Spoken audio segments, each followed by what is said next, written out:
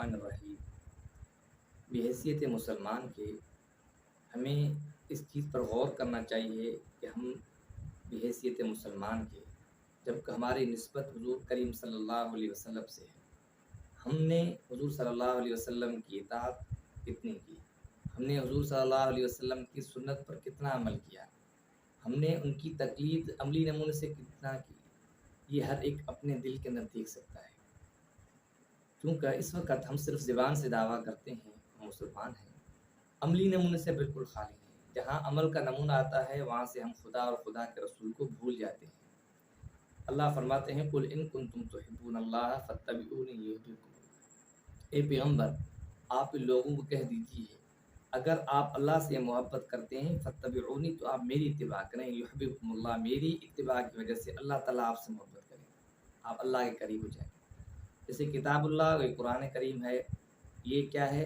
اس کے اندر معلومات ہے، علم ہے، اور عمل کا مجسمہ یہ حضور کریم صلی اللہ علیہ وسلم کی ذات اقدس ہے، جنہوں نے اس کتاب کے اصولوں پر، کتاب کے احکامات پر عملی نمونہ دکھایا ہے، ہمیں عمل کر کے دکھایا کہ یہ شریعت یوں ہے اور اسے اس طریقے سے کیا جاتا ہے۔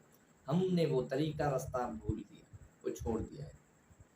جب حضور صلی اللہ علیہ وسلم نے بچپن سے لے کر مرنے تک کے تمام زندگی کے من جملہ مسائل کو عملی نمونے سے کر کے دکھایا، قولاً فعلاً عملاً، اور آج ہم بالکل غافل ہو چکے ہیں۔ تو ہمارے لیے یہی سبق ہے کہ ہم حضور صلی اللہ علیہ وسلم کے اعمال کی نقل کریں، حضور صلی اللہ علیہ وسلم کے طرز زندگی کو دیکھیں، حیات طیبہ کو دیکھیں، حضور نے ہر موڑ پر کس طرح عمل کیا ہے۔ اور ہم مسلمان ہیں تو بحیثیت مسلمان کے ہمیں ہر چیز کے اندر اللہ کو حاضر ناظر سمجھ کر حضور کے احکامات کو دیکھنا چاہیے کہ ہم میں یہ عمل کر رہا ہوں اور حضور نے اس موڑ پر کس طرح کام کیا، کون سا عمل کیا ہے۔ یہ ہوتا ہے استحضار ذہن۔ جب بندہ کوئی بھی عمل کرتا ہے اگر وہ خدا اور خدا کے رسول کے ساتھ سچا ہے، جب بھی کوئی عمل کرے گا تو اس کے دل میں یہ بات ضرور کھٹے گی کہ اللہ مجھے دیکھا ہے، اس پہ شریعت کا حکم کیا ہے۔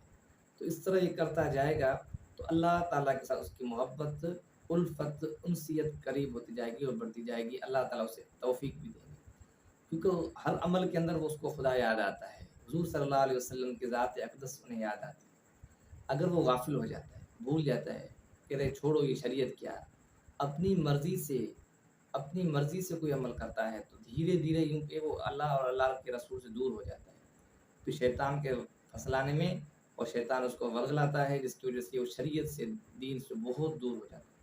تو ہم صرف زبان سے سنت اور حدیث اور یہ چیزوں کا تذکرہ نہ کریں، بلکہ کوشش یہ کریں کہ ہمارے سر کے بال سے لے کر پاؤں تک ہمارا جو عمل ہے، عملی نمونہ جو ہم جس زندگی میں گزار رہے ہیں، عمل کر کے دکھائیں، تو اس سے اللہ تعالیٰ میں بھلائیاں، ترقیاں سرخرو فرمائیں۔ اللہ تعالیٰ عمل کرنے